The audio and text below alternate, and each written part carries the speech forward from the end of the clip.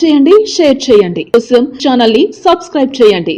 అలాగే ఇక్కడ ఉండే ఈ గంట సింబల్ ని క్లిక్ చేయండి. మేము అప్డేట్ చేసే ప్రతి వీడియో నోటిఫికేషన్స్ మీకు వచ్చేస్తాయి.